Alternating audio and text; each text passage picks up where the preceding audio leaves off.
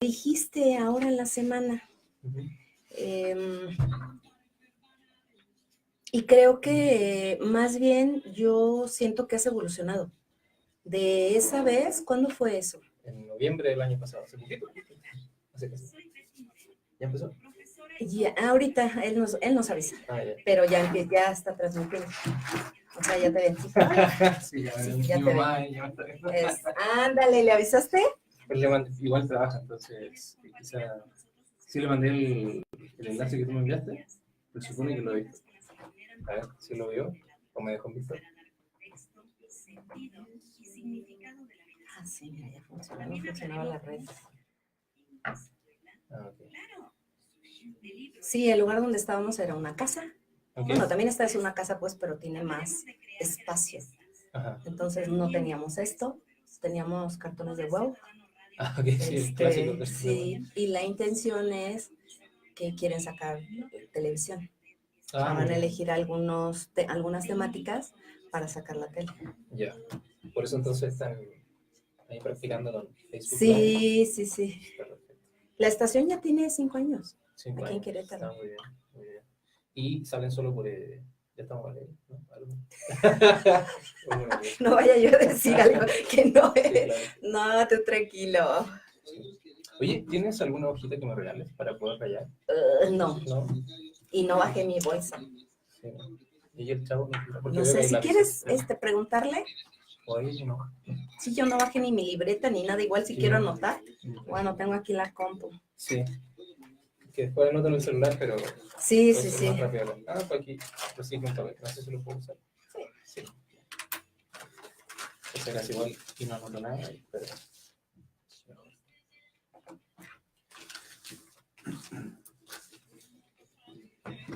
Y fíjate que el haberte conocido como que me dio una nueva perspectiva de lo que por una parte he dejado de hacer, porque me enfoqué más como a lo del coaching educativo.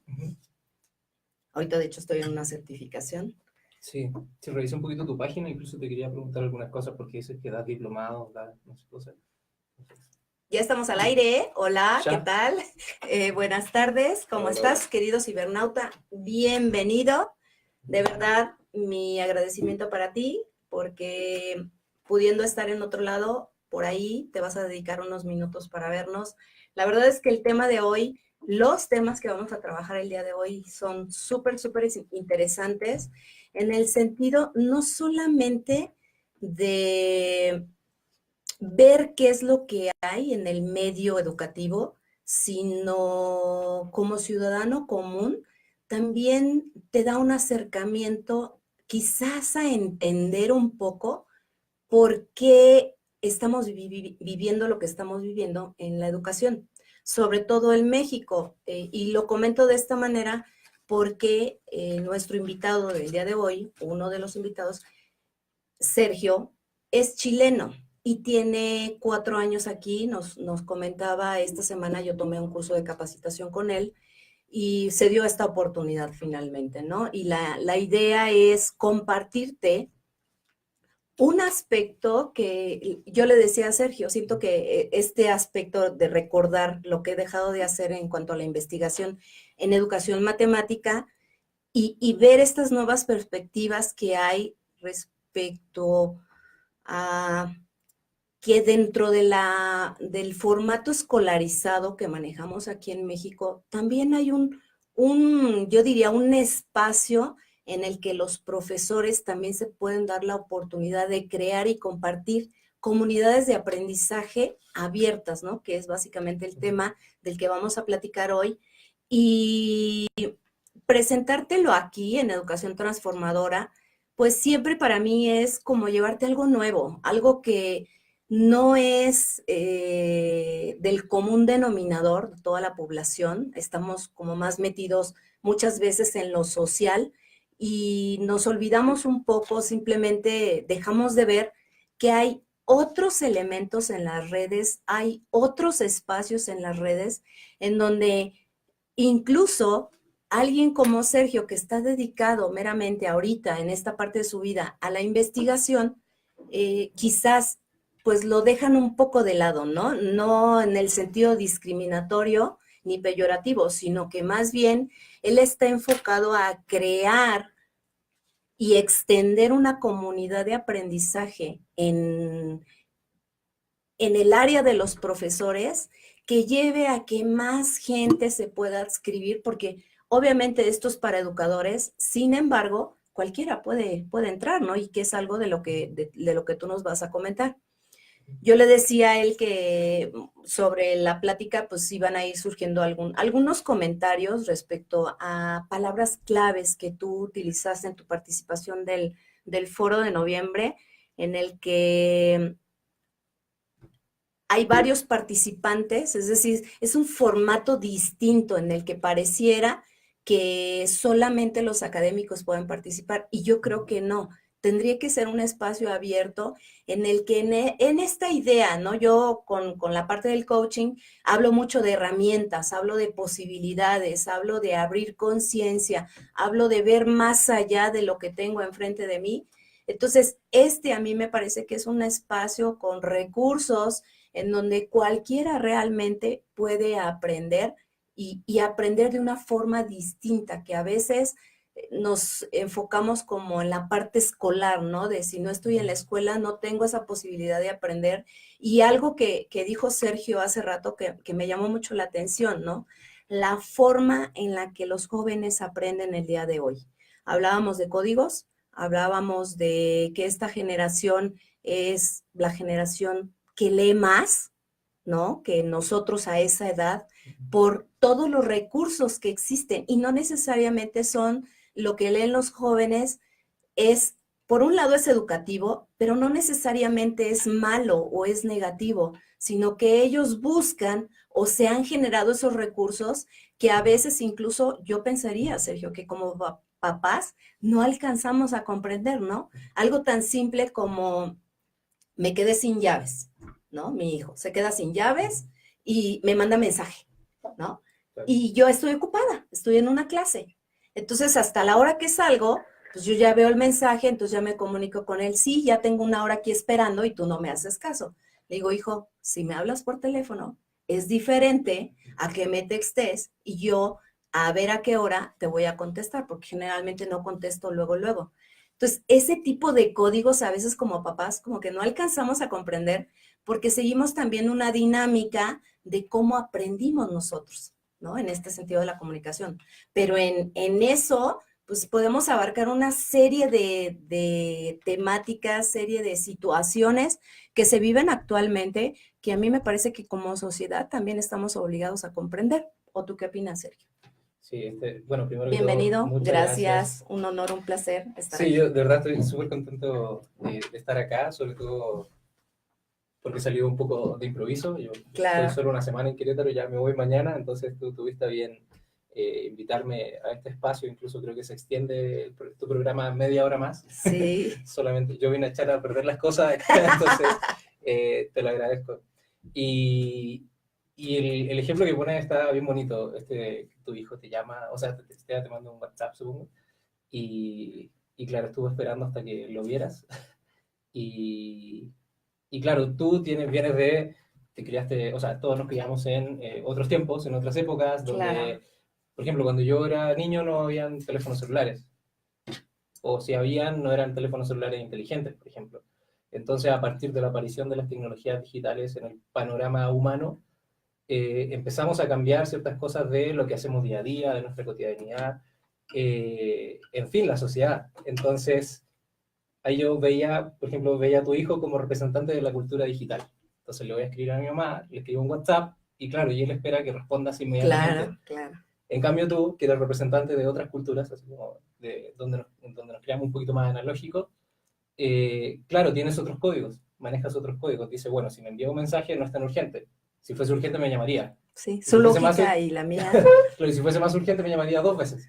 Sí, claro. Claro, entonces ese ejemplo me parecía genial porque cómo empiezan a dialogar distintas culturas y en la vida cotidiana, y ahora si lo pasamos al plano educativo, cómo dialoga la cultura del profesor, de los profesores en general, que todos nacimos y crecimos en un mundo analógico, y cómo dialoga con la cultura de nuestros estudiantes, que es una cultura, yo diría, meramente digital. Sí. Entonces, eso a mí me parece súper interesante, incluso ahora estoy tratando de ingresar al doctorado en el Departamento de Investigaciones Educativas del CIMBESTAB, y es justamente, en términos generales, ese es el tema que me gustaría abordar desde la investigación, obviamente enfocándome a matemáticas, pero eso es lo que en este momento me tiene súper interesado, cómo dialogan estas culturas, bueno, y muchas culturas, en una instancia de sala de clase donde el objetivo, el propósito principal es que nuestros estudiantes aprendan algo, ya sea matemáticas, ya sea lenguas, idiomas, historia, lo que sea, pero no es, el colegio no está, o la escuela no está en un contexto vacuo, no está en el vacío, está en el mundo real, con gente real, con niños reales, con profesores reales, y cómo se da eso realmente, abusando del término. Del término, sí, ajá, exactamente. Y fíjate, yo le comentaba a Sergio que veía su participación en el foro como para entender también esta perspectiva, ¿no? De por qué se encuentra en esta, o por qué eligió más bien trabajar este aspecto de la educación.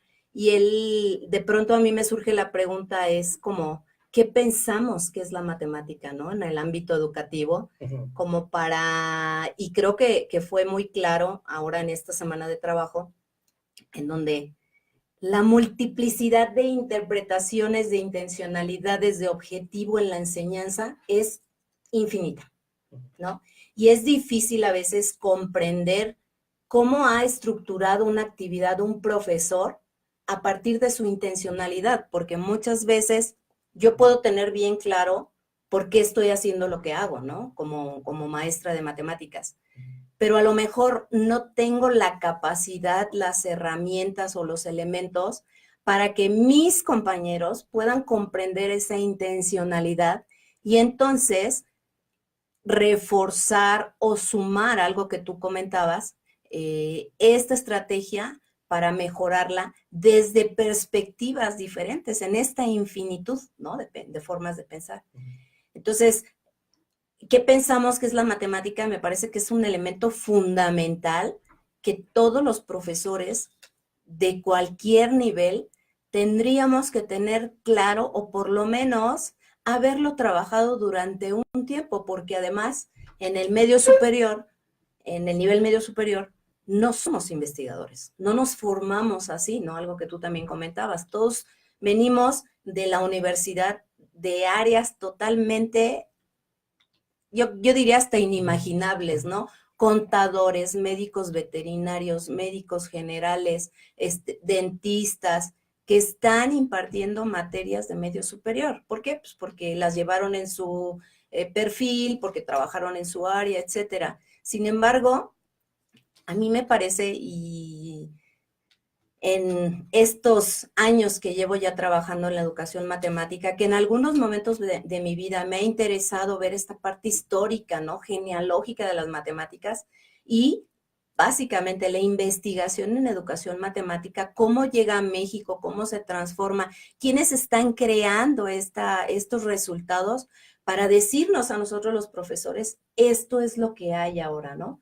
Porque yo lo que veo, por ejemplo, es que en el sistema en el que estoy, como que estamos enclaustrados a una forma de ver la educación matemática, ya lo decía, porque los exámenes internacionales están planteados desde una perspectiva que está, a mí me parece que lejana totalmente a la cotidianidad del estudiante. Ellos no ven esa parte de técnicas operatorias propias de las matemáticas, buscar estas aplicaciones en su vida, que es lo que marcan los programas, ¿no? Y entonces de pronto, como profesora, a partir de cómo tiene esa comprensión de las matemáticas, pues se pregunta, bueno, ¿y cómo le puedo enseñar la ecuación cuadrática, por ejemplo, para que la aplique en su vida cotidiana? Cuando sabemos, y eso también es una realidad, que prácticamente el 90% de las matemáticas que aprendemos en la escuela no las usamos en la vida real. ¿Por qué? Porque nadie nos enseñó, una, y dos, porque la aplicabilidad de las matemáticas per se es otra, ¿no? Que no está enfocada en una vida promedio, ¿no? De un empleado de una empresa determinada con una carrera incluso de ingeniería o hasta con una maestría. Sí. hay un aspecto muy, muy crítico, considero yo, respecto del sistema educativo y de lo que enseñamos y lo que aprendemos respecto de las matemáticas, cuando tú decías, bueno, ¿qué son las matemáticas, por ejemplo? Y desde el área docente, o sea, identificándome como profesor, yo soy profesor de matemática y computación, claro, yo puedo tener una concepción respecto de qué creo que son las matemáticas, y lo creo, ¿cierto? Sin embargo, mi labor como profesor, mi labor docente, es guiar el camino o la trayectoria de aprendizaje de mis estudiantes. Entonces ya no me basta solo con tener una concepción o pensar, yo creo que, que estas cosas son las matemáticas, sino que además el énfasis estaría, creo yo, en cómo creo que se aprenden las matemáticas, o cómo creo que se desarrolla el pensamiento matemático, o cómo creo que se construyen las matemáticas, cómo inciden en la vida de las personas y así. Porque históricamente, y esto también, no echándole la culpa a nadie, sino entendiendo que es una transición histórica, históricamente se entiende que un profesor de matemática, una profesora de matemática de universidad, pongamos el caso, que son buenos para las matemáticas, son quienes saben mucho, mucha matemática. Y digo, bueno, indudablemente, si sabe mucha matemática, es un buen matemático, es una buena matemática. Sin embargo, eso no implica que sea bueno, y lo voy a decir así muy llanamente, que sea bueno enseñando matemáticas. Y ahí está, por ejemplo, una distinción para mí muy importante entre lo que hacen los matemáticos y las matemáticas y lo que hacemos los profesores y las profesoras de matemáticas. Entonces, tenemos énfasis distinto respecto de una misma área de conocimiento que son las matemáticas, ¿cierto? Unos construyen matemáticas, ¿cierto? Y demuestran teoremas y construyen teorías matemáticas, tratan de resolver problemas de la propia matemática, etcétera, etcétera. Y eso es un fenómeno de la matemática, ¿cierto? Es una problemática de las matemáticas. En cambio, los profesores, el profesorado en general de matemática, atendemos a otro fenómeno, creo yo, ¿cierto? Esta es mi postura, mi creencia personal. Atendemos a un fenómeno social. En algún momento en la historia de la humanidad, la educación se abre, la educación empieza a ser para todas las personas. Entonces, en México, por ejemplo, a partir del 2013, si no mal recuerdo, la educación media superior comienza a ser obligatoria, por ejemplo. Entonces, ¿qué quiere decir eso de que sea obligatoria? Que desde primaria hasta educación media superior, el Estado mexicano, ¿cierto? Y así es a lo largo de toda Latinoamérica, por ejemplo, están obligados constitucionalmente a brindarle educación a las personas. Ya, ojalá sea de calidad, ¿cierto? Pero ese ya es otro tema. Entonces, en algún momento de la historia de la humanidad empezamos ya la educación no era para unos pocos, por ejemplo, como en la Edad Media, que estaba a cargo de la Iglesia Católica, y se vio un oscurantismo en ciertos aspectos de la ciencia, y que era solo para el clérigo, ¿cierto? Para el que tenía dinero y así. En algún momento se abre y todos podemos acceder a la educación, primaria, secundaria, media superior. Entonces, ya no le estamos enseñando a los que nosotros creemos que son mejores, sino que estamos atendiendo un fenómeno social de enseñarle matemáticas a todos. Así es. O, viéndolo desde la perspectiva del estudiante, estamos tratando de que todas las personas que van a la escuela aprendan matemáticas. Y todas las personas que van a la escuela debería ser, en un ideal, todas las personas. Todas las personas tendríamos que haber pasado por la escuela. Entonces, si existe una tendencia a que mi creencia de qué son las matemáticas, las acerco mucho a cómo se aprende matemáticas, es decir, haciendo matemáticas, así se aprenden matemáticas, sí, eso es verdad, sin embargo no es verdad para todos. Entonces, yo creo que ahí está un poco la diferencia, creo yo que es súper sutil, que es muy sutil, que a veces no se alcanza a delinear, incluso hay líneas difusas, obviamente estamos tratando de la matemática, tanto matemáticos y profesores, pero sí hago el énfasis en que nuestro centro, nuestro propósito principal como profesores, es enseñar y aprender matemáticas. O sea, cómo enseñar y cómo las personas aprenden matemáticas. Sí, exactamente. Es como la parte de la empatía, ¿no? Claro, ponerse un poquito en el que lugar tiene del que otro. ver con eso, ¿no? Sí, sí, sí. Y fíjate, tú, por ejemplo, en esta plática que diste, hablabas de un sistema abierto y libertario. Hablabas de reivindicar nuestros conocimientos latinoamericanos. Obviamente, ahorita él nos va a platicar su temática particular. Hablabas de una comunidad de alcances globales. Hablabas de un ir y venir entre lo oficial y no oficial. Hablabas de cuál era el propósito original o más bien yo alcancé a leer entre líneas, de cómo el propósito original de esta comunidad GeoGebra, de la que vamos a platicar, fue evolucionando para llegar a ser lo que es hoy.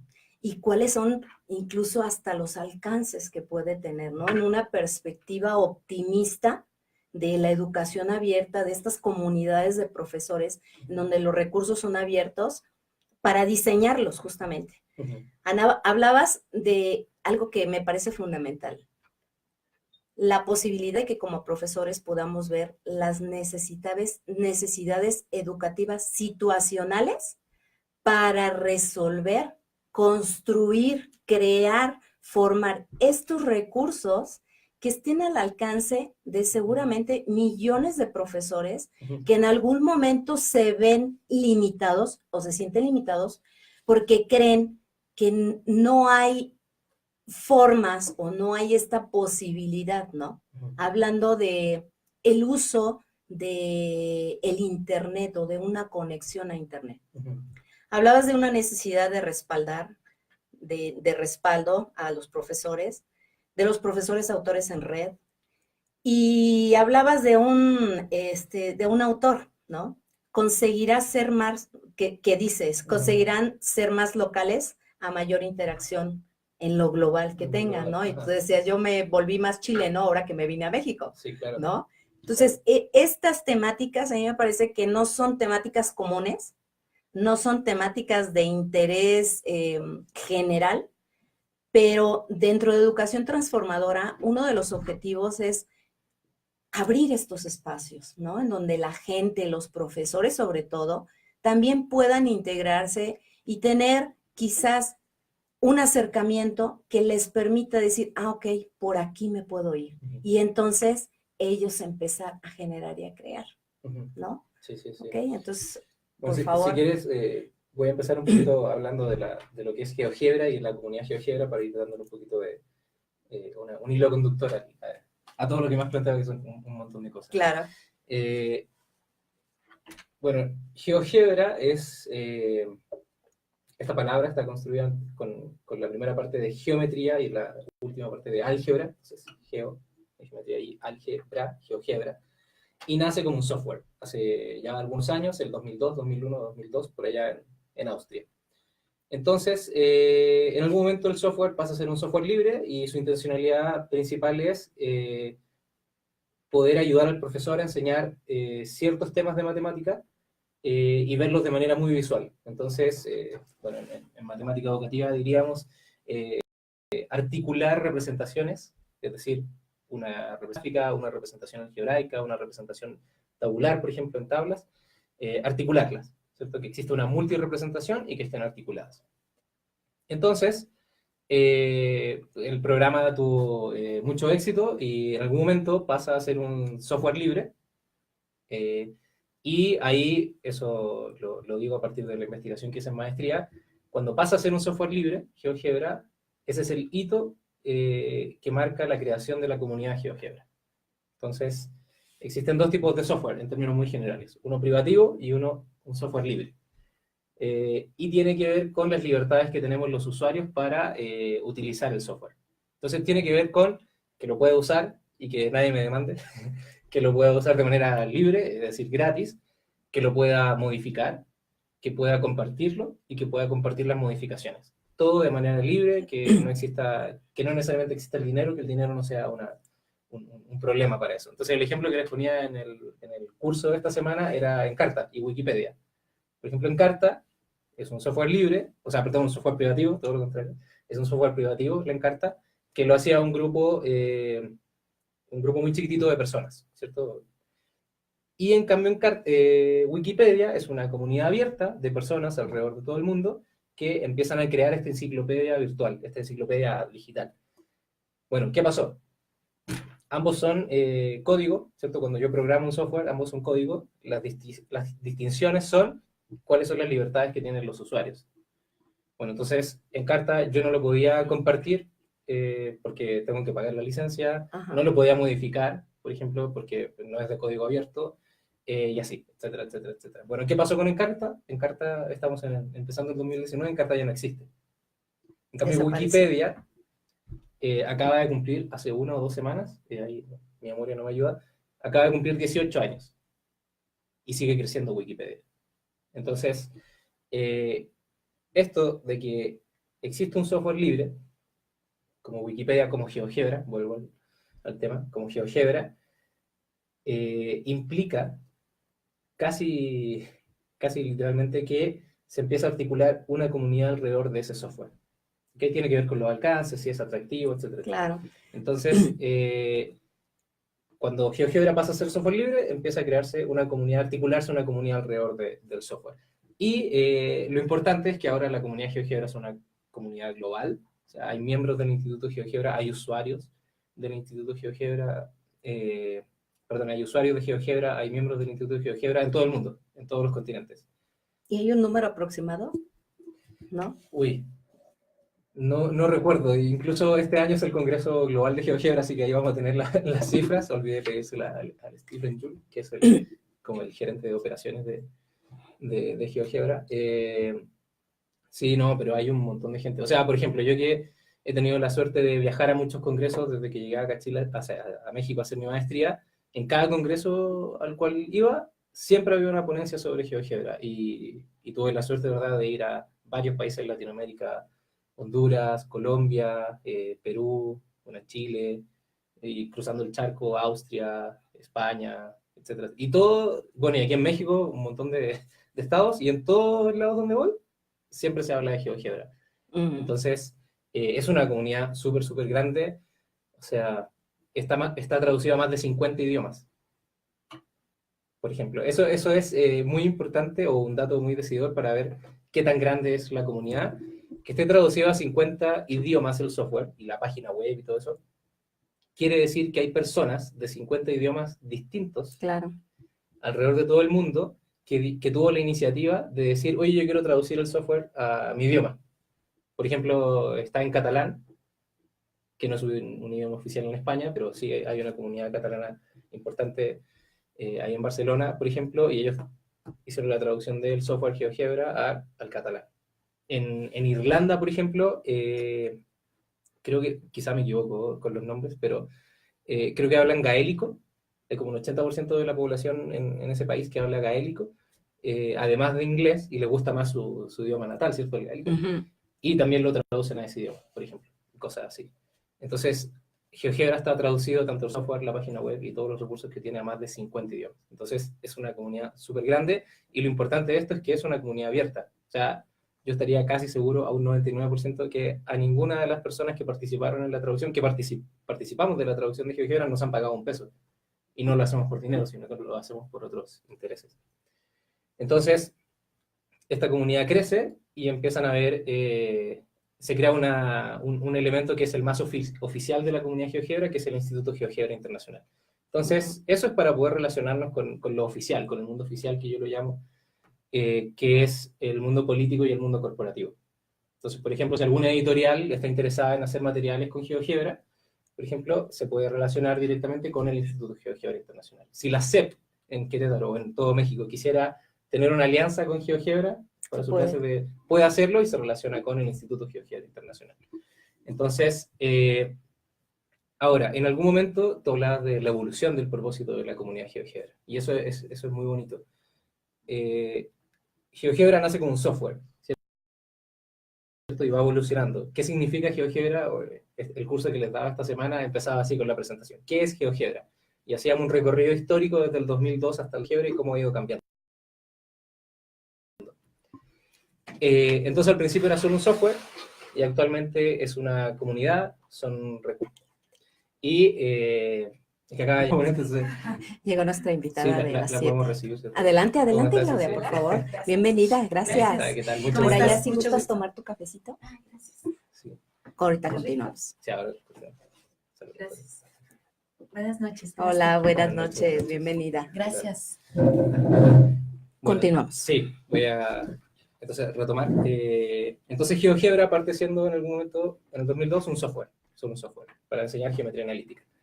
Y actualmente es una comunidad que pasó de tener un propósito general, que era tratar de atender las necesidades e inquietudes de los profesores de matemáticas, evolucionó ese objetivo, ese propósito, y ahora el objetivo, lo digo así, es tratar de atender las necesidades e inquietudes de todos los profesores, no solo los de matemáticas. Ahora me dice, pero el software es de matemáticas solamente. Y sí, es solo de matemáticas, se usa para hacer algunas modelaciones físicas, hay algunas cosas de artes que están bien bonitas, pero principalmente es un motor matemático, ¿cierto? Ahora, ¿cómo tratamos de atender las necesidades de los profesores de otras asignaturas? Y tiene mucho que ver con lo que comentaba Betty respecto de estas creaciones, que el profesor pasa a ser un autor, por ejemplo. Y en algún momento, como por ahí el 2015, en el sitio web de GeoGebra se crean unos recursos, unos espacios, unos ambientes digitales para que los profesores pudiesen crear actividades, pudiesen crear libros digitales y pudiesen crear unas especies de aulas virtuales personales que ellos podían usar con sus estudiantes, obviamente todo esto de manera libre. Entonces, yo puedo crear una actividad GeoGebra para abordar mi contenido no sé, de historia, por ejemplo. Y en esa actividad puedo poner recursos de distintos formatos, texto, videos, enlaces, claro, páginas imágenes. web, imágenes, animaciones, preguntas de respuesta abierta, opción múltiple, así. Y así igual los libros, ¿cierto? Que son como estos libros digitales que uno compra, estos iBook, pero que los iBook hay que pagar todo para poder verlos, ¿cierto? Hay que pagar el software para poder leerlo, hay que pagar el libro, si quiero crear un libro también tengo que comprar un software, todo es dinero en ese mundo. Pero acá no, acá podemos crear un libro, podemos descargarlo, podemos distribuirlo, podemos compartirlo, y obviamente de manera abierta. Bueno, ¿qué significó eso? Si nos remontamos, pongamos una situación hipotética. Vámonos antes del 2000, por ejemplo, cuando el boom de las tecnologías digitales no era tan fuerte. Si yo soy un profesor, supongamos que soy un profesor, o por ejemplo usted, ¿de qué asignatura quiere ser profesora? Recursos humanos. Recursos humanos. Entonces ella da su clase en la universidad de recursos humanos y es muy buena dando clases y todos los semestres genera sus materiales, sus guías, sus recursos didácticos y llega su directora, la decana de la facultad y le dice, oye, tus materiales son muy buenos, hay que crear un libro. La única opción antes de la era digital era crear un libro de papel, ¿cierto? Cierto. Y ahí siempre estuvo involucrada una editorial, ¿cierto? Usualmente editoriales privadas. Y entonces la única opción como profesora que tenía usted era ir a una editorial y decirle, oye, quiero crear un libro, y ellos le ponían las reglas. Bueno, tiene que ser así, tiene que ser así, tiene que cumplir tales cosas, y lo vamos a vender, ¿cierto? Y tu ganancia va a ser de 5 centavos por libro, por copia, Claro. y claro, te va a llegar un cheque de 50 pesos al año. Bueno, esa era la única opción, si yo soy antes del 2000, o una de las opciones más generalizadas, antes de la era digital, antes del boom de las tecnologías digitales, para que yo pudiese crear un libro, por ejemplo, de los contenidos que yo daba en mis clases. Bueno, con la aparición de las tecnologías digitales, entonces las personas podemos empezar a dar solución a las problemáticas que tenemos sin necesitar un tercero, sin necesitar intermediarios. Claro. En concreto, en este ejemplo que estoy tratando de desarrollar, ahora, si la profesora quiere crear un libro con sus contenidos y todos bien bonitos y muy efectivos, puede ir, por ejemplo, al sitio web de GeoGebra y ahí lo hace. Y puede crear su propio libro y puede compartirlo a quien quiera. Y es más, puede hacer distintas versiones del libro. O sea, cada semestre puede hacer una versión distinta del libro, hace una copia y va haciendo las modificaciones, el rediseño. Entonces, el profesor, la profesora, ahora tiene la oportunidad de decir, bueno, estos materiales me quedaron increíblemente buenos, entonces ahora puedo crear un libro de eso, lo puedo compartir, y se acaba esto de, si quiero dar un libro, tengo que comprarlo a fuerzas y pagarle a la editorial un montón de plata porque es un intermediario. Entonces, eso es un poquito el logan que tiene la comunidad de Creative Commons, que es, ya no necesitamos intermediarios. Sí, claro, exactamente. Y fíjate cómo se vuelve importante. Pensaba yo ahorita en Claudia, bienvenida, buenas tardes. Claudia, ella trabaja la parte del desarrollo humano, ¿no? Da cursos, conferencias, talleres, enfocadas siempre como a esta formación, ¿no? Porque tiene que ver con una formación, una capacitación. Alguien como ella que no es matemática, ni es educadora tampoco, como digamos, escolarmente hablando, pero es educadora en otro sentido, es decir, ella capacita personal, capacita jóvenes o da como estas herramientas, ¿no? Para generar una orientación profesional. Como una comunidad como esta le puede servir para conocer, por un lado, gente de todo el mundo, que igual me puedes decir, eso lo puedo hacer en cualquier red social, ¿no? Pero este tiene un enfoque, porque es un enfoque formativo. Y como bien lo dijo Sergio, no es obviamente GeoGebra nace desde la disciplina de las matemáticas, pero eso no significa que solamente sea para eso, sino que el recurso como tal te puede funcionar para elaborar materiales que tú compartes, por ejemplo, con tu gente, a la gente a la que capacitas, para que ellos a su vez tengan esas herramientas a la mano en cualquier momento, porque incluso uno de los plus de GeoGebra es que todas las actividades que se diseñan ahí tú la puedes descargar y la puedes ver sin conexión a red. Eso también a veces se vuelve importante porque en una presentación, una conferencia, un taller, de pronto no tienes red y entonces dices, ups, no tenía plan B, ¿no? Sí, claro. ¿Y qué hago? Suele pasar. Entonces, cuando lo tienes ahí, ya te da la opción, pues, a continuar tu trabajo tal como lo tenías planeado, ¿no? Entonces, a mí me parece que es una perspectiva, es una opción, es una posibilidad más que una comunidad como esta, que se encuentra meramente dentro, no quiero hablar de la parte escolar, ¿no? No quiero decir que solamente escolar o que solamente es educativo, más bien a mí me parece que es formativo, por lo que tú puedes generar o lo que puedes aprender en un espacio como este, ¿no? Que está desligado totalmente de la parte política, de la parte económica. ¿Por qué? Pues porque cualquier persona que ingresa ahí, obviamente hay una intencionalidad, ¿no? En la que todo lo que tú crees ahí son recursos que se comparten, ¿no? Porque la idea pues también es esta globalización del conocimiento, algo que tú decías hoy, ¿no? Respecto al conocimiento, o sea, si yo tengo este celular y te lo doy, me quedo sin el celular, pero el conocimiento yo te lo puedo dar y al dártelo también estoy aprendiendo, al ver tus caras, al recibir la retroalimentación, etcétera. Yo también crezco contigo. Y esa es la idea del software de GeoGebra, ¿no? O todos estos recursos. Sí, el movimiento de educación abierta y de cultura libre. O sea, yo creo que ese es un aspecto fundamental en la época que estamos viviendo, tratar de compartir conocimiento de manera abierta, ir configurando una cultura libre. O sea, ya, incluso yo lo pienso así, como una subcultura de la cultura digital. Es decir, podemos aprovechar las tecnologías que tenemos, la capacidad que tenemos de ir difuminando las fronteras geográficas.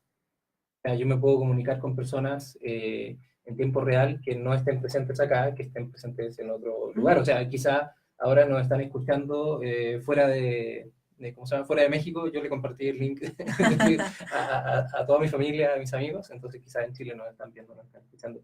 Entonces, y así podemos constituir comunidades o grupos, equipos de trabajo, por ejemplo, con el sentido que sea, con formación de recursos humanos, en términos educativos, qué sé yo, crear una empresa, los makerspace y cosas así. Y que tienda hacia la globalidad, por ejemplo, a eso de difuminar fronteras. Ahora, cuando nos vamos a lo local, por ejemplo, también hay iniciativas súper bonitas e importantes. Yo siempre rescato una experiencia que ocurre en Oaxaca desde hace algunos años, ahí sí no recuerdo el año. Las comunidades de Oaxaca, que sabemos que son las más azotadas o sea, el sur de México es el más azotado social y políticamente. Entonces, algunas comunidades de Oaxaca querían tener telefonía celular. O sea, imaginémonos, 2015 y en México no hay cobertura de celular para todo el país. ¿Okay? Eso fue una realidad y sigue siendo una realidad. Entonces van a una empresa grande de telefonía, la más grande de telefonía en México, y les dicen, oye, no nos conviene económicamente llegar a tu comunidad porque, pues sí, solo la van a usar ustedes. O sea, vamos a gastar más dinero del que vamos a recibir después. Entonces, en algún momento hay algunos activistas que llegan a estas comunidades y ayudan a esta comunidad oaxaqueña a instalar su propia red de telefonía celular, móvil, en las comunidades de Oaxaca. Entonces, eso está súper increíble porque entre las mismas comunidades se organizan, por ejemplo, para cobrar la cuenta del teléfono celular, por ejemplo, de pagar los planes, de pagarle a la gente que necesita trabajar para que funcione eso, y así. Y ahora lo que quieren hacer es poner una red de internet local y que no dependan de las compañías grandes. No quiero dar ningún nombre para no hacerle publicidad. Sí, claro.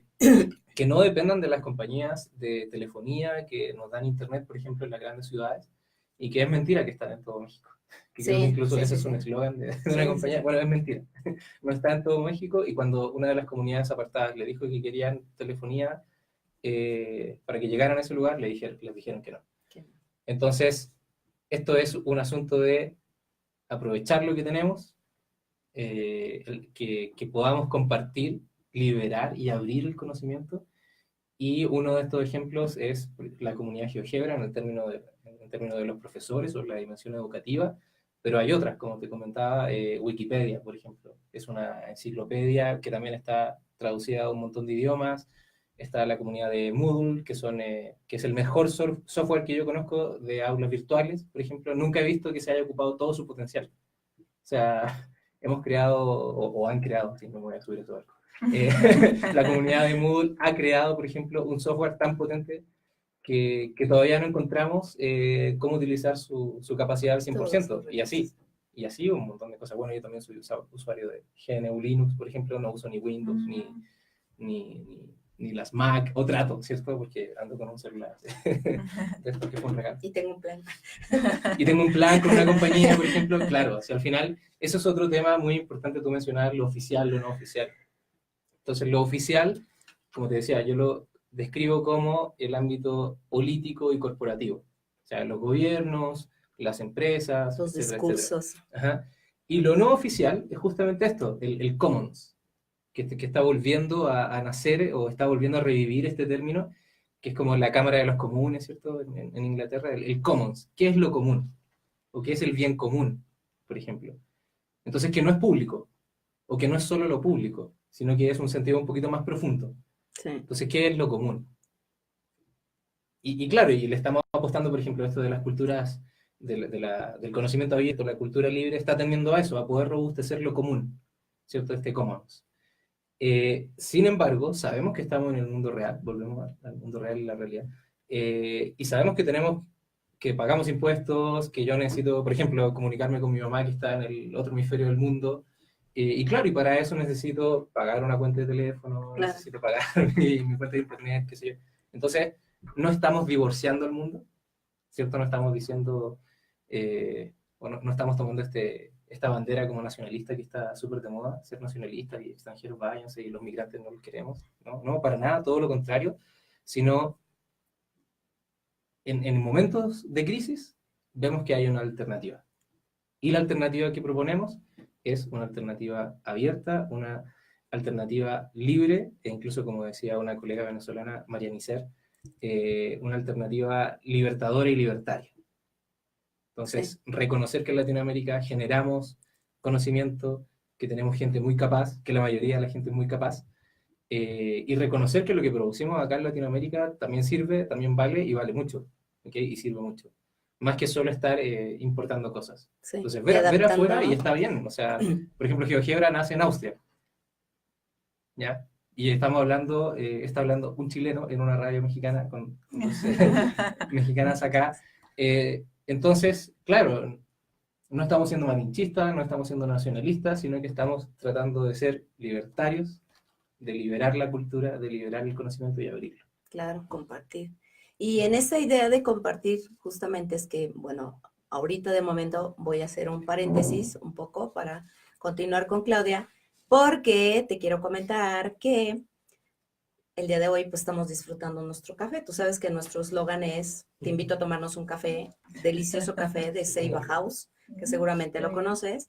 Está ahí en el refugio, en Plaza del Olivo, que es quien nos patrocina nuestro café semana a semana. Hasta Luisito, que está allá atrás de cámaras, disfruta su rico cafecito. Yo ya me la acabé. Sí, y como que te quedas con ganas de más, ¿no? Sí, Cuando la plática es larga, así como, pero no hay refil. no tenemos refil. Sí, sino que te hizo falta. Sí.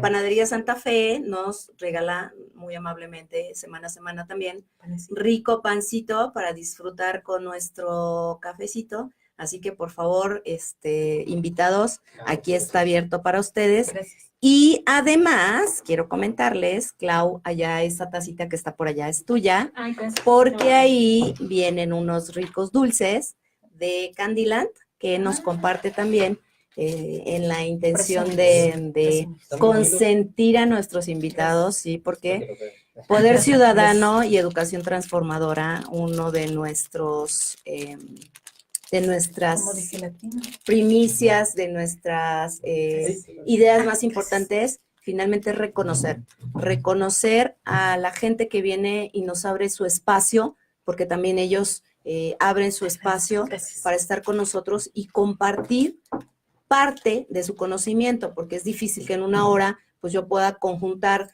no sé, 20 años de trabajo de Clau tal vez, y acá él es más joven, por supuesto, no sé, 15 años de trabajo, desde que iniciaste, tal vez menos. Salió el 2012 de la universidad. No, entonces, mucho menos. 12 de la universidad. Pero fíjate, si hacemos una retrospectiva de cómo, lo que has generado a partir de que egresaste de la universidad, o sea, te vas a dar cuenta de cuántas cosas no has hecho, a cuántos lugares no has ido, cuántos maestros has conocido, cuántas capacitaciones, es decir, ¿no? Y se abre un espacio, él está en México, está aquí en Querétaro porque vino a dar una capacitación justamente a profesores, yo soy una de ellas, y se da la oportunidad de que esté aquí con nosotros compartiendo esta perspectiva en la idea de abrir, ¿no? De abrir espacios. Y por supuesto, Claudia, desde su perspectiva, pues ella nos comparte este trabajo que viene haciendo ya de años y la experiencia, Claudia. Yo creo que, híjole, muchísimo que decir. Muchas gracias. Bienvenida. Gracias, muy amable. Pues sí, ya, justo fíjate, hace 27 años fue mi primer día de trabajo, o sea que vengo a celebrar contigo. ¡Oh! 27 años. Todavía me faltaba un año para terminar la carrera. De hecho, llegué a hacer prácticas profesionales, pero sí, justo el 25. Y el día que me invitaste dije, mira, va a coincidir con mi festejo. Siempre lo festejo, ¿eh? Bueno, hay que festejar como la vida, ¿no? Claro, hay que celebrarlo, sí, por supuesto. Pues sí, muchas felicidades. Muchas gracias. Porque sí, hablamos ahí de constancia, hablamos a veces de ganas de rendirte, hablamos de malos ratos, hablamos de malos tratos también. Sin embargo, tú tuviste una idea, te fijaste un objetivo, fue tu foco todo el tiempo y seguiste ahí y pues finalmente ahora tienes lo que tienes, ¿no? Claro, claro. Y con mucho gusto, ¿no? Y compartirlo. 2012, entonces saliste tú. Sí, 2012, en diciembre del 2012. Está chiquito. ¿Cuántos años tienes? Tengo 29. Está chiquito sí, todavía. Está chiquito. Pues ya cuando empiezan a llegar me dices, no, yo podría ser su mamá. Sí, pues 20 años de diferencia, sí, es bastante.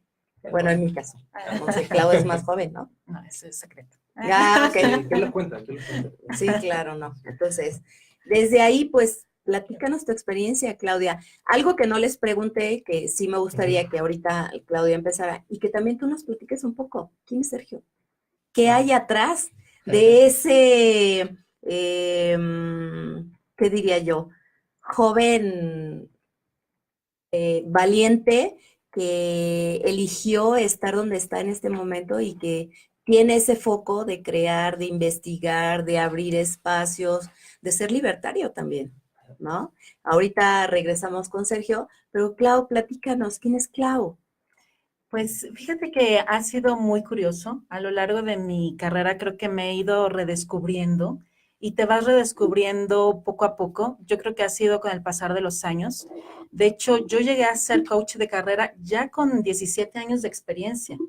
Y fue un poco como por casualidad, pero esta parte de ir pensando en que las carreras se pueden planear y que se pueden ir dirigiendo, fue lo que me motivó a mí a decir, bueno, yo tengo 17 años de experiencia en recursos humanos cuando empecé como coach de carrera y dije, creo que vale la pena que alguien te oriente. Siempre les pongo de ejemplo a los chicos, ¿no? Cuando llegan conmigo, independientemente del programa al que lleguen, le digo, a ver, cuando te duelen los ojos, ¿con quién vas?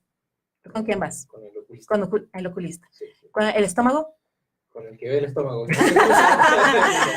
el gastro, gastroenterólogo, ¿no? sí. Exacto, con el gastroenterólogo. Entonces, cada vez que tú tienes un padecimiento, ya sea físico, ya sea espiritual, de cualquier tipo, tú buscas como al especialista que. Entonces, nosotros encontrábamos como un huequito en la parte de carreras profesionales, tengas la edad que tengas. Y por eso es que yo me considero hoy, aunque soy licenciada en Ciencias de la Comunicación, me considero coach de carrera, ¿no? Eso siempre se los digo, aunque, bueno, pueda tener toda la experiencia en recursos humanos, porque de eso se trata, de ir redescubriéndote profesionalmente. Creo que hay profesiones muy lindas y también colegas muy valiosos en la parte de vida, en la parte de educación, en la parte de... Y bueno, a mí se me ocurrió cuando salí de Gerber, que fue una empresa donde estuve muchos años, dedicarme a esta parte, como a orientar a la gente a que pudiera tomar mejores decisiones y que esas decisiones, tengas la edad que tengas, estén pensadas, estén razonadas. Entonces, cuando volteas y me dices, Claudia, ¿quién eres? Pues yo te podría decir hoy que soy una mujer muy afortunada por dedicarme a lo que me gusta y a veces creo que también muy valiente, ¿no? Porque se requiere de cierto coraje para ir un poco así, ¿no? Contracorriente y contra lo que a veces te establecen los cánones, ¿no? De que tienes que estudiar o de que tienes que dedicar. Y pues a eso nos hemos dedicado, que fue cuando hemos coincidido, ¿no? En esta aventura del coaching y en esta aventura de buscar ser mejor personas, ¿no? Y desarrollarnos en todo nuestro potencial. Y fíjate, tú hablabas de áreas de oportunidad que seguramente Sergio también en su momento lo vio, ¿no? Claro. Esta área de oportunidad me gusta, me atrae, creo que puedo hacer cosas y empiezas a crear. En ese momento ya se te vienen 1000 ideas a la cabeza y dices, bien tú, cuando yo salgo de esta empresa, yo ya venía con ciertas ideas a partir de lo que vi, a partir de lo que viví, a partir de la gente que conocí, que de pronto no sabían hacia dónde dirigirse, ¿no? Que es algo que dentro del coaching trabajamos mucho, ¿no? Entender primero esta parte del autoconocimiento, saber quién eres, por qué haces lo que haces, hacia dónde te quieres dirigir y cuál es tu objetivo. Y entonces empiezas a desarrollar una serie de herramientas que es lo que te ha llevado pues a ser independiente. Claro, y lo que va sumando sobre todo yo creo en el que la gente te va compartiendo, ¿no? En la suma de la vivencia de cada quien que a ti te va dejando algo rico. A mí me ha dejado mucha experiencia, yo creo que desde la primera vez que pues empecé a trabajar hace 27 años, pero también cuando repasas un poco la suma de tu familia, ¿no? De lo que aprendiste de papás, de lo que viviste en casa, de tu entorno, de lo que ahora vivimos. Entonces yo creo que es una suma de experiencias que aun cuando, por ejemplo, ahora que te veo a ti joven, ¿no? Chiquito, con muchas ganas de empezar y dices, qué padre que alguien tenga esa visión de rumbo, ¿no? De lo que quiere hacer y se te ve feliz. Y eso es bien gratificante cuando tú puedes ver a alguien desarrollado porque tienes una misión y tú sabes que tienes una misión profesional. Entonces, cuando tú puedes encontrarla, pues la verdad es que te desarrollas. Pero seguro me vas a decir, bueno, 29 años y han de haber habido aprendizajes, retos, sentidos, ¿no? Sí, venirte para acá, simplemente debe ser uno grande, ¿no? Sí, aunque, como decía Claudia, la familia tiene mucho que ver y yo tengo la suerte que mi familia, mi mamá y mi papá nos criaron, a mi hermano y a mí, somos dos, Víctor y yo, nos criaron de manera muy independiente. También obviamente por las vicisitudes de la vida, pero también el estilo de ser de mis viejos, como decimos en Chile, de mi papá y mi mamá, que le mando un saludo a ver si me están escuchando. Sí, un saludo. Mi mamá ama Facebook, entonces lo más probable que estoy... Señora, por favor, no deje de ver a su hijo, que hoy de verdad brillante. Entonces, y fue raro. Cuando estaba en la carrera, en la universidad, en algún momento, tanto mi familia como yo sabíamos que yo en algún momento iba a salir de Chile, por razones académicas, o sea, para salir a estudiar. Y primero salí de Chile, pero, o sea, no salí de Chile, me fui del continente. Hoy le contaba a otra colega. Chile es tricontinental, tiene territorios en América, en Sudamérica, en la Antártida y en Oceanía. Tiene una isla que se llama Rapa Nui, Entonces, mi primer trabajo, yo terminé la carrera, la universidad el 2012 en diciembre, y en febrero del otro año, del 2013, estaba dando clases en esta isla. Entonces me fui todo un año y ahí en esa isla, pues la conexión de teléfono es re mala, el internet es aún peor. Entonces, claro, eso fue como una prueba, como una práctica antes de venirme a México, y ahí estuve un año. Y ya luego volví y claro, ahí mi mamá pues no me había contado, pero ya luego me contó que claro, le había costado que yo me fuera y así, pero ya por lo menos va entendiendo y resignándose también, ¿no? Sí, claro. Y entonces yo quería, antes de salir de la universidad, yo quería venirme a México, porque conocí el programa de posgrado en matemática educativa que tiene el CIMBESTAB, y de verdad, siendo muy sincero, no es porque yo haya salido de ahí, pero es... otro reto. Es increíblemente bueno a nivel mundial. O sea, incluso hace poquito me enteré que una de las ministras de Educación, que sería como la secretaria de Educación Pública, su equivalente en Chile, una de las ministras de Educación de Chile, de la última década, se formó, hizo su posgrado en CIMBESTAB, por ejemplo, en el Departamento de Investigación Educativa. Así de importante es CIMBESTAB a nivel mundial. Entonces, yo decía, bueno, CIMBESTAB es mi alternativa, además que pasan otras cosas. Uno en CIMBESTAB puede ser estudiante de tiempo completo, si a uno lo aceptan en CIMBESTAB, ¿cierto? Puede ser estudiante de tiempo completo, tienes una buena beca y no tienes que pagar. Si yo me quedaba estudiando en Chile, y eso sí quería hacer, seguir estudiando, tenía que trabajar para pagar el magíster, como decimos ya, la maestría, tenía que estudiar de noche, tenía que pagar la maestría, etcétera, etcétera, etcétera. Y no son tan, en ese tiempo no eran de tan buena calidad en comparación con lo que brindaba el CIMBESTAB. Entonces, pues sí, yo estaba deslumbrado con la maestría en CIMBESTAB, y en cuanto pude, me vine para acá. Y mi familia ya estuvo un poquito más preparada para irme. Y sí, ya llevo casi 4 años acá, y estuve 2 años sin ir a Chile. Llegué acá en 2000, ¿cómo fue? Como 15 o 16, y estuve 2 años sin ir a Chile. En 2017 recién fui. Sí, y yo creo que, por ejemplo, el caso de Sergio es uno de los muchos, ¿no? Que tú vas viendo, imagínate, estamos hablando de, no sé, cuántos jóvenes han pasado por... Fíjate que, bueno, de hecho, cuando yo inicié dando clases de educación para adultos. Fue un programa que tenía dirección general, que quería que muchas de las personas terminaran primaria, secundaria, bueno, estoy hablando de hace 27 años. Y después fui un poco ya entrando a la parte más de recursos humanos, más de reclutamiento, selección, y casi ya por salir, bueno, ni tan por salir, pero tendría como, ¿qué serían? Como 5 años antes de salir, empezamos a trabajar mucho con la parte de desarrollo profesional. Claro, todavía en esa época no se oía lo que ahora ya estamos muy metidos, que es la parte de marca personal y marca profesional, que ahora ya empezamos a atender nuevas tendencias, a lo mejor también de otros países, ¿no? Enriquecidos. Estamos haciendo cosas interesantes en México, pero están también trabajando cosas interesantes en Estados Unidos. España es un referente muy importante. Argentina también están haciendo cosas interesantes en la parte de carrera profesional. Y de ahí fuimos como agarrando ciertas metodologías para formar ahora lo que es el despacho. En el despacho manejamos la parte de headhunting, que es reclutamiento y selección para diferentes posiciones en las organizaciones. Hacemos también mucho de la parte de capacitación. Uno de mis consentidos es coaching de carrera, y bueno, ya viene desplazando el motivo del por qué estamos aquí, que es la parte de elección profesional, ¿no? Pero ha sido todo como la suma. De hecho, cuando llegamos a crear esto de elección de carrera, ya lo teníamos pensado cuando empezó el despacho, y de hecho hasta tenemos la publicidad de que empezó en ese momento, pero nos empezamos a dedicar a otras cosas, clima laboral y algunas otras cuestiones. Pero llegar a elección de carrera, se cuenta, es como literal, porque son chiquitos, pero es como el bebé de la empresa, ¿no? Elección de carrera es como aquella oportunidad que ya sabemos que le podemos dar a los jóvenes que están en prepa y que vienen como con toda la ilusión de querer hacer cosas, pero también no saben como por dónde, ¿no? O sea, traen muchas inquietudes, pero dicen, a ver, ¿cómo las ordeno? ¿Cómo las voy poniendo? Entonces, yo creo que esto ha sido lo rico de elección de carrera, el ir encontrando todas las herramientas, como bien lo platicamos en su momento, Betty, cuando me hiciste el favor de invitar, el que nosotros somos, conocen lo que hacen los mecánicos, ¿no? Que de repente arreglan coches y arreglan motores, ¿y qué traen al lado de ellos? Una cajita, ¿no?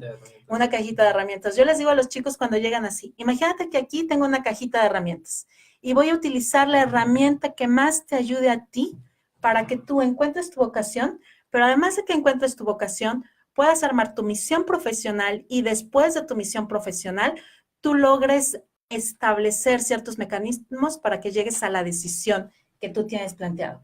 Y hemos tenido muchas satisfacciones, digo, es la suma de, ¿no? Porque claro, te podría decir, tiene tantito de reclutamiento, tiene tantito de desarrollo personal, tiene tantito de misión, tiene tantito de, en fin, tiene como un poquito de todos, que es lo que me dicen luego. ¿Y cómo le haces? Le digo, bueno, en realidad yo no lo hago. Lo hacen los chicos, ¿no? Los que toman la decisión son ellos, no somos nosotros, ni los inducimos tampoco, ¿no? Pero es un programa muy lindo, que ha tenido muy, muy buenos resultados. Justo hace ratito, me habló una mamá y me llamó la atención porque dije, bueno, me estoy preparando como para el programa, ¿no? Porque le tuve que explicar todo. Estoy detalle, en modo preparación. En modo preparación, porque me habló y le tuve que contar los detalles del programa, que casi que me habla un poquito 5 palitas, ¿no? Pero me gustó mucho porque fue como explicar un poco de lo que nosotros podemos brindar de beneficios a los jóvenes. Y le terminaba diciendo, bueno, mira, yo creo que lo más es que también soy mamá, ¿no? Sí, también. Sí. Entonces, como mamá, puedo como tener esa sensibilidad de saber qué pasa con tu hijo, ¿no? Como ese cariño de decir, bueno, el chiquito que está enfrente de mí no es mi hijo, pero lo voy a tratar como mi hijo. Tengo la misma preocupación que tienen sus papás, tengo como el mismo interés de ver brillar a alguien, como esa pasión. Entonces es como la suma de lo que sabemos, ¿no? De las herramientas que les estaba explicando, más ese cariño de mamá que yo le puedo poner a los chicos enfrente. Y aparte, la mamá me cuenta y le entiendo, ¿no? Porque me dice, fíjate que mi hija, ¿no? Y me empieza a comentar cosas casi así, como que sientes el eco, ¿no? ¿Dónde habré escuchado eso? Sí. Y también del papá, ¿no? Porque hay de todo. ¿No? Sí, sí, sí. La verdad es que de todo, sobre todo en el momento que los papás tienen ciertas inquietudes, ¿no? De saber que van a estudiar los hijos, que tomen una buena decisión. Y pues hay de todo, ¿no? Hay papás que de repente pues están muy metidos en yo quiero que mi hijo sea médico. Sí, porque las 3 generaciones anteriores son médicos. O abogados, ¿no? Porque hay unos estirpes de abogados fabulosos y no porque no puede estudiar abogado, claro, si es la vocación, por supuesto. De hecho, la primera sesión que tuve de retroalimentación con los papás, porque déjenme les cuento, son 5 sesiones el programa de elección de carrera. Las primeras 4 sesiones trabajamos con los chicos y la última es con los papás. El chico presenta o el joven presenta a los papás lo que hizo en las 4 sesiones y le tiene que vender la idea de por qué va a estudiar lo que va a estudiar, es decir, se fundamenta, ¿no? De, a ver, hice esto y tiene que convencerlo. Bueno, déjenme, les recuerdo, la primera presentación que tuve con un papá. Bueno, me decía mi esposo, estás más nerviosa que como si fuera tu examen profesional. Y yo decía, sí, es que acaba de ser el papá, ¿no? Pues nos fue maravilloso, pero sí el papá efectivamente en esa ocasión sí quería que su hija fuera doctora, que estudiara medicina. Entonces, cuando la hija le dice que no va a estudiar medicina, pues sí se puso el ambiente un poquito pesado, ¿no? Claro. Porque había que, pues, demostrarle al papá el por qué ella había decidido no medicina. Y cuando empieza a ver que el fundamento es real, es decir, que tiene bases sólidas, que no es un no porque no, o sí porque sí, o me late, o fíjate papá, sino cuando... Me gustó el nombre. Sí, y aparte cuando empieza a ver que realmente hay un fundamento detrás, bueno, no tienes idea, el papá salió más que convencido. Claro, tuvimos que usar medio herramientas de ventas también, sí, por supuesto. Hay que como medio venderle también a los papás la idea, pero salieron cosas interesantes cuando saben que el chico pensó. O sea, cuando saben que el chico analizó las cosas. Sí, perdón, ahí voy a hacer una acotación.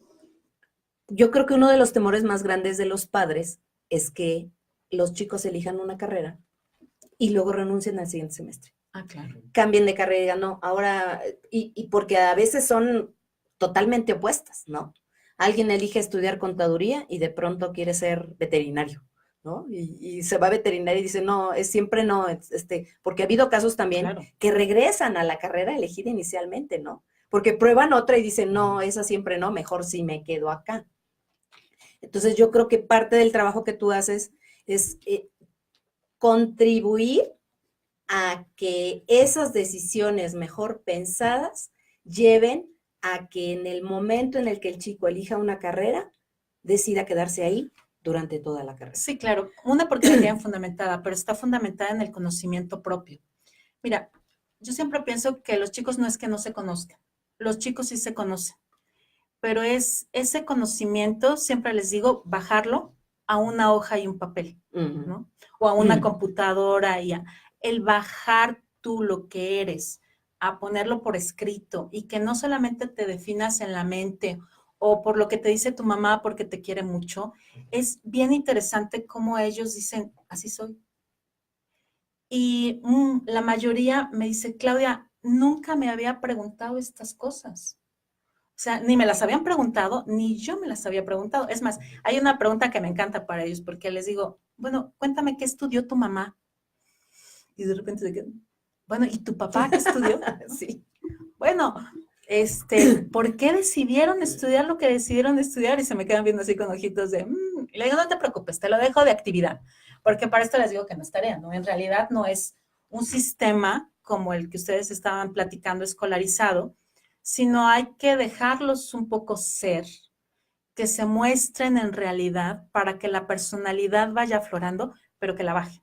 O sea, que la bajen a papel, lápiz, cosas concretas y que se puedan ver en la pantalla y que puedan decir, este es mi perfil profesional, porque yo estoy convencido que es así. Y ya les tocará algunas experiencias después que les cuenten o que las tengan oportunidad de vivir, pero los papás me ha tocado experiencias de que se ponen a llorar, de que dicen, este es mi hijo, o sea, esto es lo que yo tuve, ¿no? Y se emocionan, o sea, realmente les emociona la decisión que toman. Y como bien decías, Betty, uno de los grandes problemas es la deserción escolar, la deserción universitaria, pero a lo mejor el cambio de carrera, porque una mamá me decía, Claudia, llevo invertidos X cantidad de miles de pesos en que mi hija haya tomado una decisión errónea. Y también tenemos a chicos que estando ya en la carrera, dicen, ¿sabes qué? Esto no es lo que quiero. Y cuando llegan y dicen, es que ni siquiera había analizado qué carrera iba a estudiar, o sea, ni siquiera había revisado qué materias iba a tener a final de semestre, ¿no? O sea, es bien como satisfactorio ver que los chicos de verdad piensen, que nuestras nuevas generaciones se tomen el tiempo de analizar, de que dejemos a un lado un ratito el celular y pongamos a escuchar y pongamos un poco a discernir y un poco así como también a loquear, ¿no? En qué queremos ser, porque también hacen un plan de vida y carrera. Y eso les ayuda. También, no sé si te lo comentaba a ti antes, pero lo que ellos se llevan es como las cosas por escrita. No decidí medicina, ¿por qué? No decidí arquitectura, ¿por qué? O sí decidí ser abogado como toda la familia, ¿por qué? Pero que realmente salga de ti. O sea, que sí sea algo que sea como muy interno, una introspección. Y a mí me da mucha risa porque yo luego digo, bueno, me ven como su mamá. Y pues sí, ¿no? De muchos sí, hasta soy más grande que la mamá, ¿no? Imagínate. Pero uno de ellos me llamó mucho la atención porque un chico me hace favor de referirme con otro y le dice, mira, ¿quieres que te vaya bien en el programa? Y el otro chico le dice, no, pues sí, cuéntale toda la verdad a la señora. Toda la verdad, o sea, no le mientas, porque si tú le cuentas, pero aparte, mira, no sé qué me daba más risa, si eso o que me dijeran señora, ¿no? Porque, digo, yo sé que soy señora, pero como que siempre estoy acostumbrada a que licenciada, ¿no? Pero pues entre los chiquitos, pues. O hasta digo, maestra, ¿no? A más de alguno, maestra. Sí, no, sabes qué, pero sí, y sabes también contra qué luchamos, además de la deserción, además de que elijan bien su carrera, además de que realmente los papás hagan una inversión bien pensada, luchamos también contra los ninis, ¿no? Estamos viviendo una generación literal en que hay muchos chicos que ni estudian, ni trabajan, y luego les pregunto, bueno, ¿y qué haces? No, estoy en mi casa. ¿Y qué haces? ¿No? Así, ¿qué haces en tu casa? ¿no? Sí. Digo, si tienen alguna actividad en casa está padre, pero si no, en realidad son jóvenes, imagínate, con todo el potencial, a veces un poquito más chicos que tú, y que están todavía sin tomar una decisión adecuada sobre qué van a hacer en su futuro. Y no lo pagan en esa edad. Y yo creo, Betty, a lo mejor somos un poquito más menos de edad, pero no sé si te pasó a ti en algún momento que dijiste, híjole, la regué, pero voy para adelante, ¿no? me equivoqué, pero voy con todo. Entonces, eso es lo que nosotros queremos, que aunque tomen decisiones a veces un poco arriesgadas en su vida, sepan que van a ir con todo. Sí, fíjate que respecto a eso ahorita yo estudié ingeniería bioquímica en alimentos. Yo no quería estudiar eso. Yo quería estudiar biología marina, porque el agua y yo somos uno mismo, casi, Ay, qué rico. ¿no? O sea, yo amo el agua, pero mi papá me dijo, no, si quieres estudiar algo, estúdialo aquí, porque en ese entonces solamente había en Ensenada la carrera de biología marina. Irte a otro lugar, yo salí chiquita de la preparatoria a los 16, entonces, olvídalo, ¿no? Y además soy la única mujer, bla, bla, bla. Entonces dije, chalas, ¿qué voy a hacer? Y mi maestro de química era ingeniero bioquímico de alimentos. Entonces, imagínate, o sea, ingeniero bioquímico, así el nombre, ¿no? De este tamaño, de esa voy a estudiar. Y me metí a estudiar esa carrera, pero no porque me gustara. Pero yo siempre, por ejemplo, y creo que tú y yo somos de esa generación en la que es como, bueno, mi frase es como, no voy a poder, ¿no? Ah, sí, claro. Porque son esos retos que nos ponemos. Yo sabía que tenía que estudiar porque además, pues nuestra educación fue lineal. Después de la primaria era la secundaria, después de la secundaria la prepa y después de la prepa la universidad y ya después a trabajar. Sí. Esa fue nuestra linealidad justamente porque no teníamos todos estos recursos con los que contamos ahora, ¿no? Que también creo yo que es parte de esa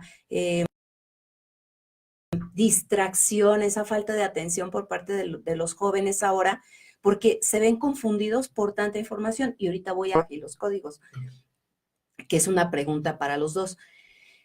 Entonces yo no tuve como esas perspectivas y yo sabía, o sea, dentro de mí, yo nunca me pregunté si la carrera me gustaba o no, ¿no? Y nunca me vi, o sea, nunca me imaginé pues estar en una empresa trabajando, sino que más bien yo me fui construyendo como se fueron dando las cosas. Yo termino mi carrera, yo sabía que no me podía quedar allá porque es un estado muy pequeño, Nayarit, yo soy de allá. Entonces ahí en Tepic pues no había nada más que la salsa huichol, ¿no? O sea, la única empresa de alimentos. Ahí fue donde hice mis prácticas profesionales, mi servicio social y párale de contar. No había más. Entonces yo sabía que me tenía que ir de ahí, ¿no? O sea, yo termino mi carrera a los 21, o sea, también súper chiquita, pero ya con esa idea, yo no me quiero quedar aquí, no me quiero. Entonces empiezo a buscar. Encuentro que aquí en Celaya, en el TEC, tienen cursos de titulación. Yo no quería hacer tesis, porque yo veía a otros compañeros que tenían 2 años y no podían terminar su tesis. Dije, no, yo no quiero eso. Entonces me vengo para acá, aprovechando la parte de la natación, empiezo a dar clases de natación, conozco gente en los nacionales Intertex que me dicen, no, vete a Querétaro, yo te apoyo, ¿verdad? Al día siguiente yo ya tenía trabajo, ya tenía casa, y iba a Celaya a los cursos. Entonces, así fue mi formación, ¿no? Me aparece el CONALEP, empiezo a dar clases en el CONALEP. Hubo una época como de 3 meses que yo tenía 4 trabajos al día, 3 dando clases de natación y 1 dando clases en el CONALEP. Entonces, y no tenía carro, o sea, me movía en camión, ¿no? Fueron épocas en las que realmente, más que sufrir, creo yo, me sirvió para aprender, me sirvió para construir, me sirvió para darme cuenta de lo que yo era capaz, ¿no? Pero hasta la fecha yo nunca me pregunté, porque nunca tuve oportunidad de trabajar mi carrera. Empiezo en la parte de la educación y me quedo ahí, ya después llega COVAC, ya con un número de horas bueno, ¿no? Con un solo turno, bla, bla, bla. Entonces, luego ya me caso, tengo a mis hijos, etcétera. Digo, es el mejor trabajo que una mamá puede tener, porque nuestras vacaciones coinciden, nuestros días festivos, etcétera, etcétera. Entonces, yo nunca tuve esa oportunidad como de preguntarme, bueno, ¿y qué quiero hacer? Yo simplemente así, rápido me decidí, dije, ya me dijeron que no, lo que yo quiero, y nunca retomé como decir, ay, es que a mí me hubiera gustado. Sí, sí lo pienso de pronto, que cómo hubiera sido mi vida, ¿no? De esas veces que te preguntas, pero nada más. O sea, no es algo que me quite el sueño, que me preocupe, etcétera. Entonces, ahora la intencionalidad o la idea de los chicos es otra completamente diferente. Por ejemplo, para ellos el aquí y el ahora no tiene nada que ver con el aquí y el ahora para nosotros, ¿no? Ya como adultos, Claro. ¿no? Es disfrutar lo que haces, encontrar una pasión, hablarle a tu familia, estar pendiente, tus amigos, tus cosas, organizarte, tu logística, tus hábitos, todo eso que nosotros como adultos, pues ya desde una formación, los jóvenes no lo tienen así, ¿no? Entonces, en esa idea de la orientación, hace ratito Sergio nos compartía cómo como profesores a veces nos desligamos de la comprensión con los jóvenes de los códigos de comunicación que manejan, ¿no? Iniciábamos el programa diciéndole algo tan simple como que mi hijo me manda WhatsApp diciéndome que se quedó en la calle, pero yo estoy en clase. Yo no veo el teléfono hasta que termino la clase y a veces duro 3, 4 horas y el teléfono está ahí, ¿no? Entonces, de pronto, pues ya veo el mensaje 2 horas después, le hablo a mi hijo, oye, ¿qué pasó? ¿Ya entraste? No, pues ya llegó mi hermano y me abrió porque te mandé mensaje y no me contestaste, ¿no? Entonces le digo, o sea, llamada por teléfono, oye, si a mí me urge, yo te hablo por teléfono, oye, mamá, me voy a tu trabajo, ¿qué hago? Lo resuelvo. Pero de pronto esta parte de resolver para ellos se vuelve renunciar muy fácil, ¿no? Y estos códigos, por ejemplo, en ambas perspectivas, porque son perspectivas diferentes, pero que en un momento empatan, ¿no?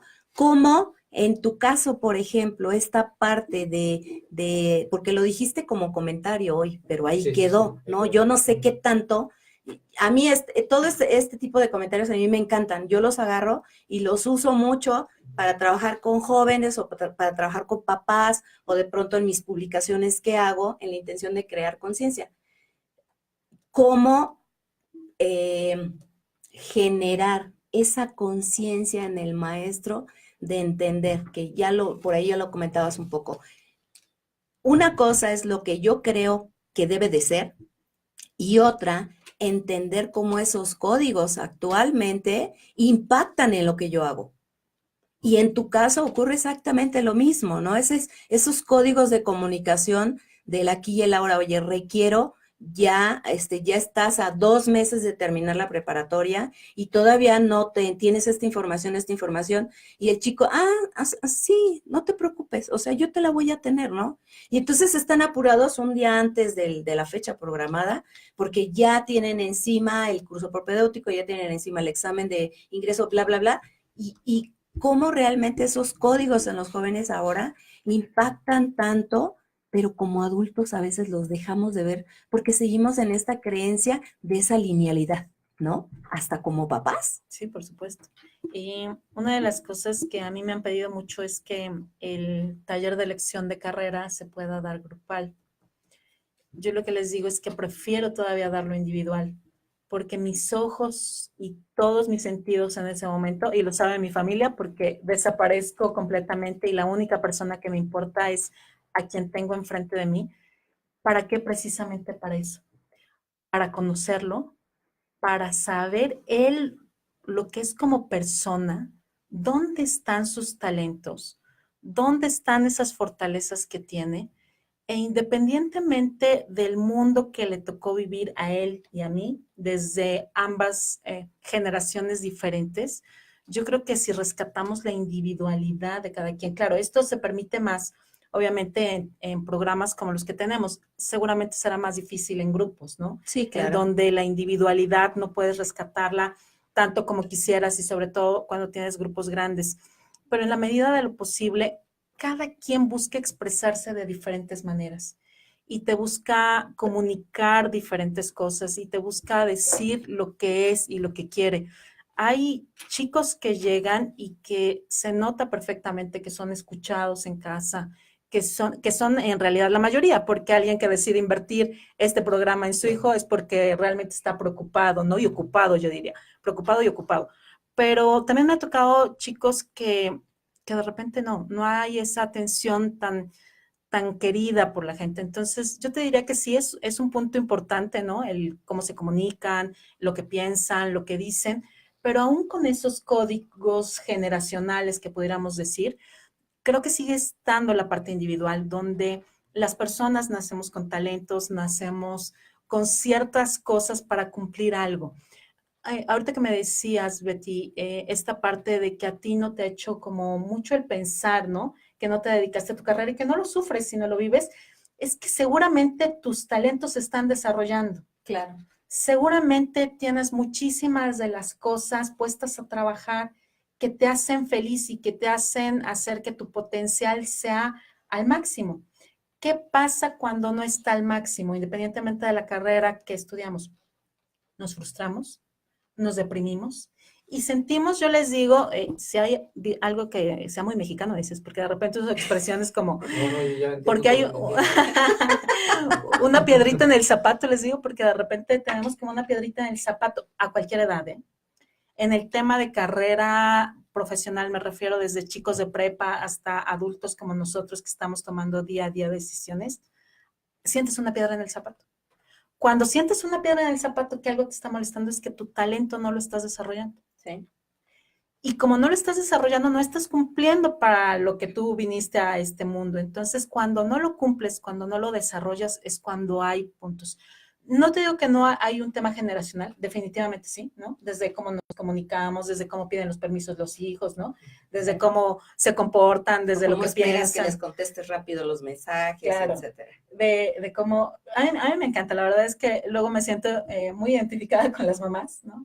Por lo que me dicen y por sus preocupaciones, pero también hay que entenderlos a ellos y hay que escucharlos. Yo creo que la gran cosa que te da todo, ustedes que también conviven con jóvenes diario, me podrán decir que hay que escucharlos no solamente en la parte verbal, sino en la parte no verbal, en la parte de lo que está haciendo, cómo lo está haciendo. Y bueno, yo tengo hijas más grandes, pero una maravilla, y esto para las mamás que nos puedan estar escuchando, a los hijos se les ven los talentos desde que nacen. O sea, siempre se le van a notar los talentos así. El talento más típico de repente es la música, ¿no? El que se puede a lo mejor observar más, pero van saliendo, no hay manera de que los ocultes, ¿no? Si tú te dedicas a lo que te dedicas es porque seguramente estás realizada en lo que estás, ¿no? Igual claro. Tú. Y si no, seguro van a estar como un poco inquietos queriendo buscar otras cosas, buscar otros países, porque hay que dejarlo ser. Entonces, yo te diría, sí creo en la parte generacional, pero también creo que como papás, como educadores, tenemos que escucharlos en todos sentidos, observarlos, analizarlos. Y lo más importante, así como un poco dicen de las mujeres, hay que quererlos, ¿no? Sí. No los entiendas, quererlos. Exacto. Y tú en tu caso, Sergio, nos quedan 3 minutos. 3 minutos, muy bien. Que nos puedas responder esa pregunta, porque seguramente en algún momento alguien lo va a ver y va a decir, sí. Me cayó el 20. Oye, quiero usar tomarme una libertad. En estos 3 minutos, es que me acaba de avisar una amiga, Denise, que nos están viendo desde Francia, anda de vacaciones por allá. Hola, Denise. Justo están celebrando el cumpleaños de la Sole, así que feliz cumpleaños, Sole. Feliz cumpleaños, Denise. Gracias por estar acá. Está de cumpleaños y Denise la fue a visitar. ¿Y qué tal? Desde Francia, ¿ya ves? Esta parte de comunicación. Ajá, felicidades, Soledad. Así que, la Sole. Bueno, volviendo al tema, muchas gracias. Te quedan 2 minutos 50. Sí, pero sí, ya estamos sobre Pues desde la parte educativa que pude trabajar incluso en la maestría, uno de los resultados de investigación más importantes que tuve en este posgrado fue que si queremos que los profesores integren tecnologías digitales y prácticas digitales a su práctica educativa, tecnologías o que compartan de manera abierta y todas esas cosas, primero necesitan integrarse ellos a la cultura digital. Y que se integren a la cultura digital parte también por reconocer que existe y es válida, al igual que cualquier otra cultura. Entonces ahí va un poquito el reconocer, por ejemplo, cuál es la cultura de nuestros estudiantes, de los jóvenes, claro, de los que están hablando. Incluso si nos ponemos a pensar en ellos, a escucharlos, a ponernos en sus zapatos, ellos le estamos dando un montón de herramientas, un montón de mensajes que van todos orientados a la inmediatez. 1 minuto. Y en cambio, nuestra cultura, nuestras generaciones, por ejemplo, ahí sí comparto contigo, claro, nosotros teníamos que esperar más, quizás nos tocaba ser más pacientes, no, yo no soy paciente para nada, no espero nada, pero quizás nos tocaba y estábamos obligados a ser un poquito más pacientes. Entonces, este asunto de cómo conversan esas culturas, cómo conversan cómo dialogan esas distintas generaciones, por ejemplo, creo que ahí está la clave. O sea, no hay una receta mágica, ¿cierto? Sino que darse la oportunidad de poder reconocer que existen otras culturas válidas, igualmente válidas que la mía, por ejemplo, y poder entablar diálogos culturales. Sí, entonces, ok. lo voy a dejar por ahí. Bueno, pues creo que quedan preguntas al aire, ¿sí? Yo le voy a dejar una tarea a Sergio. Hablábamos ahorita de la importancia de la educación matemática, pero se habla de crear estrategias, se habla de esta comunidad global en donde todos podemos compartir, pero ¿qué pasa con el conocimiento matemático? Es decir, las escuelas tenemos un conocimiento que data de siglos antes de Cristo, que ha evolucionado, ¿no? Que se dice que las matemáticas es la disciplina que construye sobre lo que ya está. Pero, es decir, la pregunta va en el sentido, ¿por qué los contenidos matemáticos no se cuestionan dentro de las escuelas? Que permita modificar una perspectiva matemática que en este lado del mundo, que deje de ser hasta cierto punto eurocéntrica, ¿no? Desde su historia, desde su construcción, para construir otra forma de matemáticas. Incluso hablabas en tu plática de los pueblos originarios, cómo tienen sus propias matemáticas, cómo estructuran para resolver sus situaciones reales. Entonces, la escuela sigue siendo como el conocimiento por el conocimiento en la parte de matemáticas y queda totalmente descontextualizada, ¿no? En esta parte de la orientación vocacional, que es donde se trabaja lo de elección de carrera, pues ocurre algo similar por el alcance. Yo que estoy en escuela pública, que estoy relacionada con una maestra que es brillante en lo que hace, se ve limitada justamente con este aspecto del trabajo con los jóvenes porque no alcanza, no da para más. Claro. Y los contenidos que se trabajan, pues ella siempre busca como estos recursos de crear cosas que estén fuera de programa, por decirlo de alguna manera, ¿no? Lecturas, actividades, yo, por ejemplo, trabajando el coaching educativo en el área de matemáticas, buscando que le den un sentido y un significado a lo que hacen.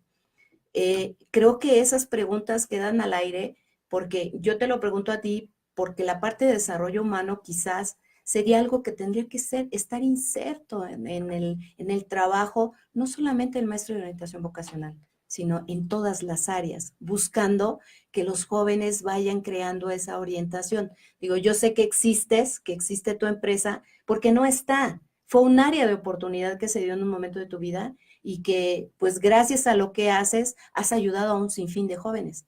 En el caso tuyo, formando maestros, como maestro de matemáticas y computación, también has tenido esa posibilidad, ¿no? Y ahora quizá pronto como maestro de maestría, te veremos, o maestro de licenciatura, tendrás también esa posibilidad, ¿no? De dar esa apertura o plantearles a los profesores la posibilidad de tener esa apertura. Entonces nos llevamos, yo creo que esa tarea de reflexión, todos, igual como papá, esta parte de la comunicación con los hijos. Yo te agradezco que hayas estado acá con nosotros, quienes están conectados. Alejandro, muchas gracias. Alejandro Rivera, Consuelo, es Consuelo.